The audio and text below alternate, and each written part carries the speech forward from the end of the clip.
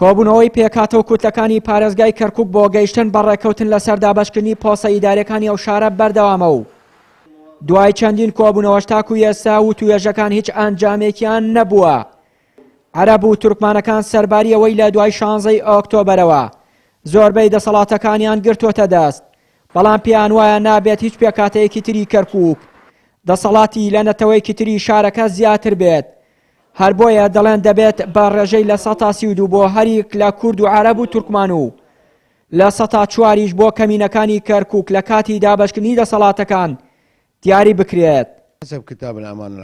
بەپێی نووسراوی ئەنجومەنی وەزیران لیژنەیەک بە سەرۆکایەتی تورهان مفتی پێکێنراوە، نوێنەری سەرجەم نەتەوەکانی تێدایە و لەگەڵ پارێزگاری کەرکووک چەندین کۆبوونەوەیان ئەنجام داوە، بەڵام برایانی لیستی برایەتی تێبینیان لەسەر دابەشکردنی هەیە و دەڵێن دەبێت لە بەغدادەوە ئەو کارە بکرێت.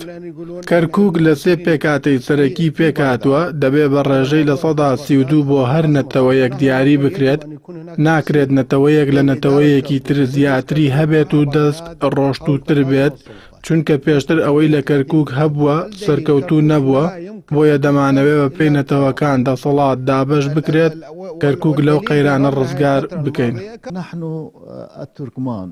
ئێمە وەک تورکمانەکان مافی خۆمان هەیە و لە بەرامبەردا نەتەوەکان تریش مافیان هەیە، بەڵام ئێستا دەوترێت فڵان نەتەوە لە نەتەوەیەکی تر زیاترە. ئەوە نابێت وابێت، چونکە لە پێش پڕۆسەی ئازادی عێراق و دوای ڕوخانی بەحسیش دیموگرافیای کەرکووک گۆڕاوە. هەر بۆیە هەموو لایەک دەیەوێت مافراو نەبێت لە سەرجەم ئەو پۆستانی کەرکووک و نەک تەنها نەتەوەیەک خۆی بە خاوەنی سەرجەم دەسەڵاتەکان بزانێت و ئەوانی تریش لە هیچ پۆستێکی ئەم شارەیان نەبن. لەلایەکی ترەوە کورد ڕازی نییە بەو ڕێژەی کە عەرەب و تورکمانەکان داوای دەکەن پۆستەکان دابەش بکرێت، بەڵکو داوا دەکەن بە پێڕێژەی دەنگدەر و کورسی پەرلەمانی بێت. بەو پێش ئەگەر کورد زۆربەی دەنگەکانی هەڵبژاردن لە کەرکووک بۆ خۆی بەرێت، ئەوە زۆربەی دەسەڵاتەکانی ئیداری بۆ دەگەڕێتەوە.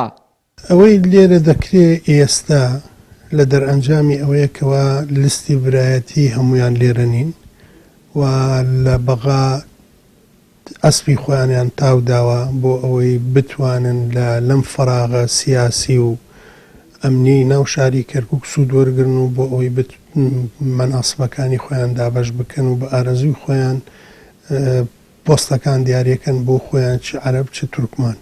ئەوان قسەی لەسەرەکەن لەسەر 32 بە 32کەیە، تاکوی ئێستا ئێمە ڕەزامەندی خۆمان دەڕەمبڕیوە لەسەر 32 بە 32کە لەبەرەوەی ئیستحقاقی ئینتیخابی ئێمە لە هەمووی زیاترە و ئەبێ پایە و پلە و پۆستی ئێمەش لە لایەنەکانی تر زیاتر بێ.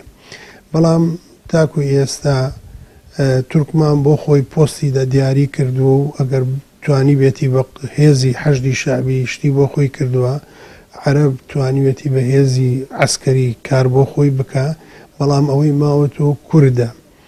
لە ساڵی 2008 لە دوای چەندین کۆبوونەوەی لیژنەی بەدواداچوونی ڕاستیەکان بۆ دابەشکردنی پۆستەکانی کەرکووک نەگەشتن بە هیچ ڕێککەوتنێک. ئێستاش پێناچێت پێکهاتەکان بگەنە ڕێکەوتن و کێشەکانی کەرکووک یەکلایی بکەنەوە، بۆیە پێشبینی دەکرێت ئەنجامی هەڵبژاردنەکانی ئەنجومەنی نوێنەرانی عێراق کە بڕیارە لە مانگی ئایاری ئەم ساڵ بەڕێوە بچێت گۆڕانکاری سیاسی و ئیداری لە کەرکووک بەدوای خۆیدا بهێنێت و پێکهاتەی کورد بگێڕێتەوە دۆخی پێش 16 ئۆکتۆبەر و وەرگرتنی دەسەڵاتەکانی ئیداری لە شارەکەدا. چیانووری کەناڵی ئاسمانی پەیام، کەرکووک.